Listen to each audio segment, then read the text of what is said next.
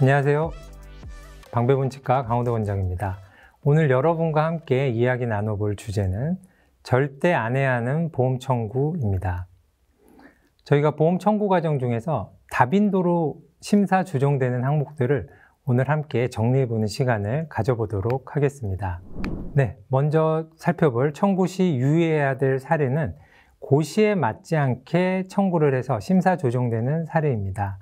대표적인 진찰료, 치과 마취료, 남발치, 콤CT 이렇게 다양한 내용들이 있는데요. 차근차근 살펴보도록 하겠습니다. 먼저 진찰료 산정과 관련돼서 적용 착오된 경우입니다. 지금 보시는 화면은 저희 청구 프로그램 화면이 아니고요. 저희 청구 내용을 심사평가하는 심사평가원의 전산 화면입니다. 그래서 실제로 저희 심사평가원에서 어떤 식으로 전산해서 심사가 되는지를 오늘 차근차근 한번 살펴보도록 하겠습니다. 먼저 보시는 이 사례에서 보시면 가압 근충과 함께 초진 진찰료가 함께 청구됐기 때문에 삭감된 내용인데요. 가압 근충은 일반적으로 저희가 재진과 함께 청구되는 게 일반적인데 초진과 함께 청구가 돼서 삭감된 사례입니다. 만약에 환자가 근관치료를 받다가 2, 3개월 이상 내원을 못하고 초진 기준에 해당될 만큼 오랜 기간 띄워서 내원을 하였을 때는 저희 청구 프로그램에서 간혹 초진으로 자동으로 산정되는 경우가 있어서 이렇게 가압근충과 초진이 차고 청구되는 경우가 있는데요. 실제로는 기간과 상관없이 해당 상병의 치료가 종결이 되지 않았다면 이 환자의 경우는 30일이 아니라 60일, 1년 만에 내원했더라도 이어지는 치료를 했다면 이렇게 가압근충의 경우도 재진으로 청구하는 게 맞는 거죠. 두 번째로 살펴볼 사례는 초진과 함께 치주치료 후 처치, 그리고 초진과 함께 치주 소파술이 청구돼서 삭감 조정된 사례인데요. 보시는 것처럼 이렇게 초진 진찰료와 그 다음에 치주치료 후 처치 함께 산정되면 이 치주치료 후 처치는 전 처치가 필요하기 때문에 당연히 일반적인 경우처럼 재진과 함께 청구되는 게 일반적이죠. 하지만 환자가 다른 치과에서 먼저 좀 치주치료를 받다가 실제 초진으로 내원한 경우라면은 당연히 내역 설명에 타 치과 치주치료 중 내원하였음이라는 내용 설명과 함께 저희가 청구를 하게 되면 이렇게 초진과 치주치료 후 처치도 청구가 가능하지만 일반적으로 그런 내역 설명 없이 청구되었을 때는 이렇게 심사 조정된다는 내용 보여드리고 있고요. 이와 비슷한 경우로는 초진과 함께 수복물 연마를 청구했을 때도 마찬가지죠. 수복물 연마도 사전 전처치가 필요한데 그러한 전처치에 대한 내역 설명 없이 그냥 수복물 연마와 초진이 청구가 되면 전산에서 이렇게 자동으로 재진으로 조정된다는 점 확인해 두시면 좋을 것 같습니다. 다음으로 근관세척 동시산정 불가 항목 이렇게 되어 있는데요. 근관세척은 저희가 발수나 근관 충전을 할 때는 함께 산정을 할 수가 없죠. 그럼에도 이 두 가지 항목이 함께 청구가 되는 경우는 이렇게 전산에서 자동으로 심사 조정된다는 점 알아두시면 좋을 것 같고요. 다음은 상병명 차고 상병명과 비교해서 심사 조정되는 경우입니다. 치면 열구 전색의 경우는 이렇게 딱 정해진 상병명이 있죠. 그런데 이 상병명을 사용하지 않고 다른 상병, 상하지 루식이라든지 다른 상병을 적용했을 때는 이렇게 상병명 오류로 심사 조정이 되고 있습니다. 비슷하게 의치와 임플란트, 65세 이상 의치와 임플란트의 경우에는 K08.1 사고 발치 또는 국한성 치주병에 의한 치아 상실이라는 상병을 써야 되고요. 그 다음에 임플란트에 스크리홀, 나사홀을 충전할 때는 T85.6 보철물의 파절 및 상실이라는 상병을 그리고 의치 유지관리 항목을 청구할 때는 G46.3 치과 보철 장치의 부착 및 조정 이러한 항목들은 함께 청구할 수 있는 상병명이 딱 정해져 있기 때문에 다른 상병명 고민하지 마시고 이 상병을 적용하시도록 해야겠습니다.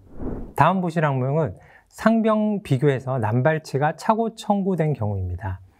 남발치의 경우는 상병명과 연결지어서 전산심사를 특히나 강화해서 심사하고 있기 때문에 남발치를 청구할 때는 특히 상병명에 신경을 많이 쓰셔야 되는데요. 여기 보시는 것처럼 남발치를 청구하면서 상병명은 치근을 포함한 치관의 파절, 이러한 상병을 적용하시게 되면은 전산에서 남발치가 조정이 되고 있습니다. 비슷한 경우로 남발치와 함께 잔류치근이라는 상병으로 청구하게 되었을 때도 이렇게 전산에서 심사 조정이 되는 걸 보여드리고 있습니다. 실제로 남발치는 임상적으로는 이렇게 치근 유착, 비대, 만고, 임상사진에서 보이는 치아가 이런 형태이거나 골과 유착이 되어 있을 때 저희가 남발치를 적용하게 되죠. 물론 이러한 경우는 벌을 사용하는 경우도 많게 되고요. 하지만 심사하는 과정에서 전산에서는 이러한 임상 상태를 내역 설명을 통해서밖에 확인할 수가 없기 때문에 전산에서는 우선적으로 지금 보여드리는 이 상병명, 등록된 이 상병명이 아니라면 전산에서 우선적으로 조정이 되고 있습니다. 그렇기 때문에 남발치를 산정하실 때는 반드시 우선적으로 이러한 상병들을 적용하시고 내역 설명도 함께 꼼꼼히 해주시면 조정되는 경우를 미리 예방하실 수 있을 것 같습니다. 다음 사례는 치과 마취 산정과 관련된 청구 오류입니다. 저희 치과 마취는 예를 들어 하악, 전달 마취의 경우는 동일 부위라면 다른 치료를 했건 다른 치아를 치료했건 마취는 한 번만 인정이 되는데 지금 사례에서는 치식 5, 6번 해서 아마 이 두 개 치아를 따로따로 해서 이 전달 마취를 2번 산정했기 때문에 이렇게 한 번으로 조정되는 걸 보여주고 있고요. 그 다음에 지금 보여드리는 사례는 여기 보시는 상악동 근치술, 저희가 일반적으로 칼드웰 룩 수술을 이야기하는데요. 상악동과 관련된 이 수술의 코드는 치과 코드가 아니라 이비인후과 제2코드이기 때문에 저희 치과 코드에는 없는 코드입니다. 하지만 치과에서도 이 행위를 청구를 할 수는 있습니다. 하지만 문제는 이 이비인후과 코드에 치과 마취를 함께 청구할 수 없다는 거죠. 그래서 상악동 근치 수술을 했을 경우에는 이 행위는 인정이 되지만 아직까지 함께 시행한 치과 마취는 인정이 되지 않는다. 그래서 이렇게 조정된다는 것 보여드리고 있고요. 다음으로 보여드릴 사례는 바로 콤빔CT입니다. 콤빔CT는 한때, 올해는 아니지만 선별 집중 심사 항목으로 심사가 굉장히 많이 되었던 항목이기도 하고요. 여기서도 상병명이 문제가 됐는데요. 잔류치근이라는 상병으로 함께 청구가 돼서 조정이 된 사례입니다. 실제로 콤빔CT 같은 경우는 이러한 적용 기준이 있는데요. 우선 치아 부위에서는 이렇게 근관치료와 관련된 경우, 그리고 발치와 관련해서는 최근 고시가 변경이 됐죠. 매복치해라는 큰 제목은 없어지고 각각 이렇게 2, 3번으로 완전 매복치 발치술과 관련된 완전 매복치, 또는 3번에서 제3대구치는 치근단, 파노라마 촬영 등에서 하치조관 또는 상악동과 치근이 겹쳐 보여 발치의 위험도가 높은 경우, 이렇게 분류가 되었습니다. 그래서 실제로 심사할 때는 이 발치술과 관련해서는 이 위험한 해부학적 구조물과 치근점이 가깝다, 근접해 있다, 이러한 상병보다는 겹쳐 있다, 중첩되어 있다라는 내역 설명이 있을 때 인정이 되는 경우라고 보시면 될 것 같고요. 그래서 2, 3번 완전 매복인 경우는 이러한 조건이 상관이 없지만 3번에 해당되는 제3대구치는 치근단, 파노라마생 하치조 신경 또는 상악동과 치근이 겹쳐 보여라고 분명히 명시가 되어 있기 때문에 내역 설명에 반드시 겹쳐 보인다, 중첩되어 있다는 내역 설명이 함께 첨부되어야 될 것 같습니다. 지금 보여드리는 사례에서 보이는 이 정중과잉치, 치근단, 그리고 CT에서 이렇게 보이는 정중과잉치 같은 경우는 완전 매복치에 해당되는 2번 항목에 해당되기 때문에 청구가 가능하고요. 지금 파노라마 상에서 보이는 이 48번 같은 경우는 치근단에서는 이렇게 보이고요. CT상에서는 이렇게 보이죠. 이 경우는 완전 매복치이면서 2번에 해당되면서 또 치근점이 신경관, 하치조관과 겹쳐 보이는 3번에도 해당이 된다고 보시면 되겠습니다. 다음 보는 파노라마 상에서 함께 한번 살펴보시면 먼저 보실 이 40번대, 48번 치아 같은 경우는 하치조 신경관과 치근첨이 어떻게 보이나요? 어떤 분들은 겹쳐 보인다 할 수도 있고 어떤 분들은 또 가깝게 근접돼 있다라고 하실 수도 있는데 이러한 경우는 내역 설명에 따라서 인정 여부가 달라질 수 있고요. 반대로 이쪽에 있는 38번 같은 경우는 누가 봐도 치근첨과 하치조 신경관이 겹쳐 보이죠. 이런 경우는 당연히 내역 설명만으로도 충분히 CBCT가 인정되는 경우라고 할 수 있겠습니다. 네, 다음으로 살펴볼 사례는 일투차고 청구입니다. 좀 말이 어려운데요. 실제로 이 전산화면을 한번 보시면 이렇게 일투차고 조정이라고 되어 있고요. 치식이 28번으로 되어 있고 발치술 그리고 또 발치술 하나는 보시는 것처럼 단순 매복 그리고 또 하나는 완전 매복 하나의 치식으로 이렇게 발치술이 2번 청구된 거죠. 아마도 실제로는 8번이 있고 또 8번 밑에 매복치가 있었던 것 같습니다. 이러한 경우 그냥 8번으로 2개를 청구를 하게 되면은 이렇게 조정이 되고요. 이러한 경우는 8번 그리고 9번이라는 치식을 만들어서 매복치를 별도로 청구하시면 내역 설명에 이러한 과잉치가 있었다라는 내역 설명까지 첨부하신다면 이러한 심사 조정 없이 인정이 될 것 같습니다. 다음으로 근관세척 착오 청구입니다. 보시는 것처럼 근관세척을 근관 확대 성형, 가압, 근충과 함께 청구한 거죠. 그래서 근관세척의 경우는 저희가 충전을 하거나 발수를 하는 날 함께 청구할 수 없는데 이렇게 청구가 되면 심사자가 직접 보지 않더라도 전산에서 심사가 된다는 것 함께 확인하시고 계시고요. 네, 근관세척은 발수 또는 충전 시에는 동시 산정이 불가능하죠. 네, 다음으로 제가 묶어본 사례들은 공단에 등록 후에 청구하는, 공단에 등록 후에 치료하고 청구하는 내용들입니다. 대표적인 치석 제거, 그리고 65세 이상 틀니 임플란트, 그리고 의치 유지 관리 이러한 항목들은 공단에 반드시 보험 자격을 획득하기 위해서 확인하고 저희가 등록을 한 후에 청구해야 되는 항목들이죠. 여기에서도 많이 심사 조정이 되고 있는데요. 첫 번째 치석 제거, 저희가 치석 제거 나라고 많이 부르죠. 연일의 치석 제거라고도 부르는데요. 후속 치주 치료가 필요하지 않고 치석 제거만으로 종결되는 치주 질환 치료가 필요하지 않은 경우 치석 제거인데요. 이 경우는 반드시 이렇게 공단에 미리 등록을 하고 저희가 청구를 해야 되는데 지금 보시는 것처럼 공단에 조회했을 때 등록 데이터가 없다면 당연히 전산에서 치석 제거 나 청구한 게 조정이 되도록 되어 있습니다. 그리고 임플란트 시술 기간 중에 또 진찰료를 청구하는 경우입니다. 저희가 임플란트 시술은 보험 청구 과정 중에는 총 3단계에 걸쳐서 청구를 하도록 되어 있는데 해당 1, 2, 3단계를 청구하는 날은 진찰료가 포함되어 있기 때문에 그 단계가 있는 날 다른 보험 진료를 했다 하더라도 저희가 진찰료는 청구할 수가 없습니다. 물론 그 단계가 아닌 그 중간에 다른 날짜에 다른 보험 진료를 했다면 당연히 진찰료 청구는 가능하니까 그 점 헷갈리지 않으셨으면 좋을 것 같고요. 그리고 임플란트 시술 기간 중 방사선 청구한 것도 삭감 조정되는 것을 보여드리고 있습니다. 지금 화면에서 보시는 건 파노라마와 함께 임플란트 기간 중에 청구가 되면 이렇게 조정된다는 걸 보여주고 있는데요. 보시는 파노라마 외에 저희가 많이 촬영하는 콤빔CT의 경우도 마찬가지로 임플란트 시술 기간 중에 청구되는 경우는 조정이 될 수 있습니다. 이 점 참고해 주셔야 될 것 같고요. 그 다음에 임시틀니 미등록 후 청구, 이 경우도 전산에서 이렇게 조정이 되는 걸 볼 수 있는데요.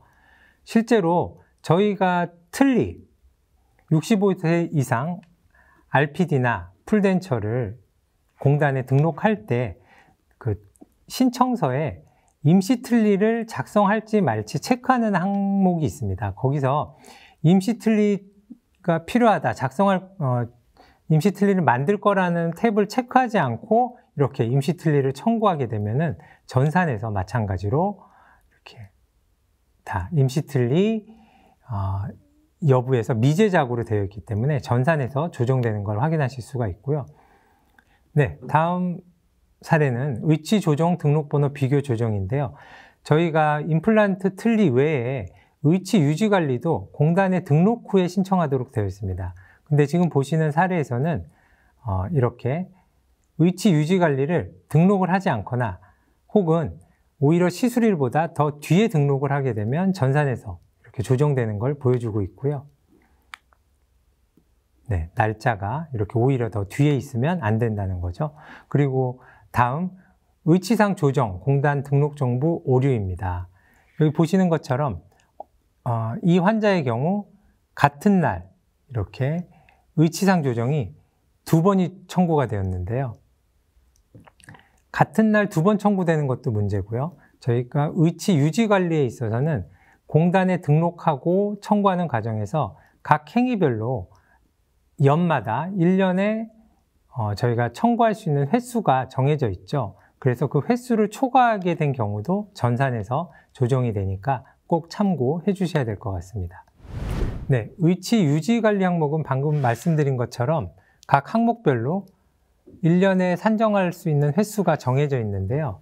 이러한 횟수를 잘 맞춰서 청구를 하셔야 될 것 같고요. 특히 최근에 문제가 되고 있는 첨상, 개상, 조직 조정을 착오로 저희가 산정하지 않도록 조심해야 될 것 같습니다.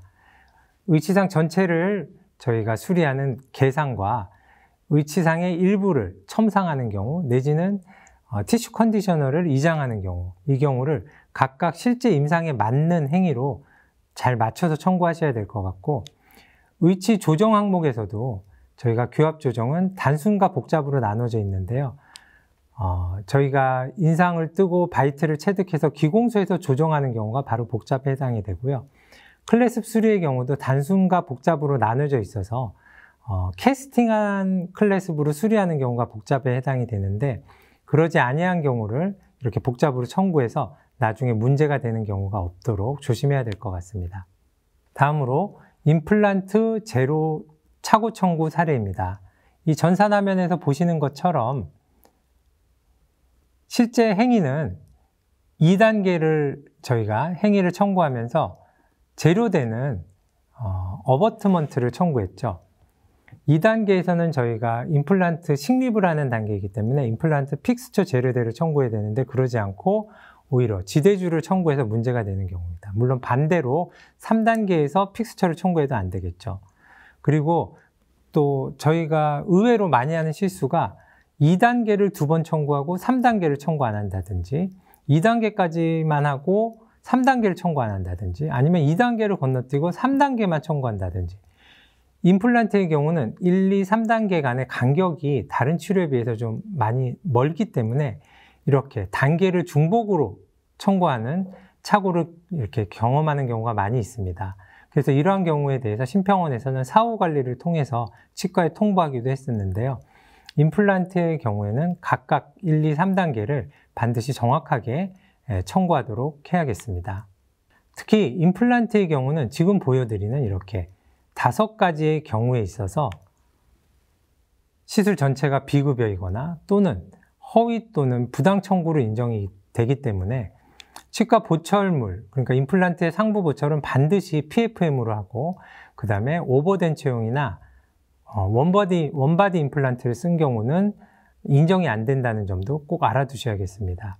그리고 임플란트 재료대 또한 저희가 상한가로 무조건 청구하는 것이 아니라 재료대도 실제 구매한 가격, 실제 구매 가격이 상한가보다 높은 경우에만 상한가로 청구하고 반드시 실구매가로 청구한다는 점 알아두셔야 될 것 같고, 아까 말씀드렸듯이 일체형 임플란트 안 되고요.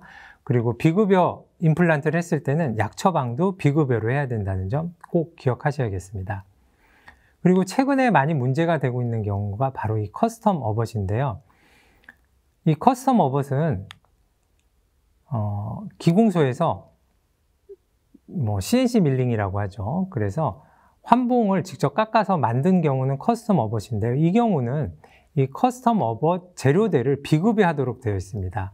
그런데 이 커스텀 업엇을 비급여로 처리하지 않고 기성 업엇, 그러니까 재료 등록이 되어 있는 업엇으로 커스텀 업엇을 사용하고 기성 지대주를 청구한다면 이거는 부당 청구에 해당되기 때문에 하지 않으셔야 될 것 같고요. 실제로 보험용으로 등재된 업엇 중에도 어느 정도는 이렇게 밀링이 가능한 형태의 업엇이 나오기 때문에 만약에 커스텀 업엇을 쓰지 않고도 이렇게 어느 정도는 밀링이 가능한 업엇이 있다는 것도 좀 참고해 주시면 도움이 될 것 같습니다. 다음으로 미신고, 미검사 의료장비 청구 사례입니다. 여기 화면에 보시는 것은 방사선 영상 장비인데요. 저희가 방사선 영상 장비는 최초 구입할 때 등록 신고를 하게 돼 있죠. 그 이후에 3년마다 정기검사를 받아야 되는데 최초 구입 후 신고를 안 하거나 정기검사 기간을 넘기게 된 장비를 사용해서 청구를 하게 되면 이렇게 전산에서 의료장비 미신고까지 다 확인을 해서 심사 조정을 하고 있습니다. 이 경우는 심평원 홈페이지에 들어가셔서 보건의료자원 통합신고 포탈에 접속하게 되면 신고도 할 수 있고 등록되어 있는 장비도 확인을 할 수가 있습니다. 그래서 꼼꼼하게 이러한 장비 문제도 확인하지 않으면 전산에서 이렇게 조정이 된다는 것 확인해 주시고요.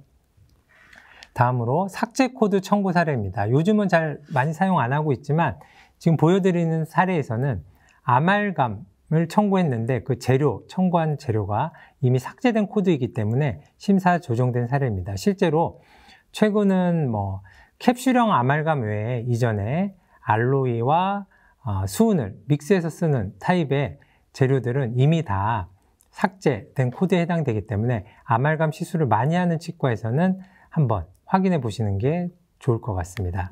네, 이렇게 해서 함께 심평원 전산화면을 직접 보면서 저희가 어떻게 잘못 청구했을 때 심평원 전산에서 이렇게 조정이 된다는 걸 함께 확인할 수 있는 시간이었습니다.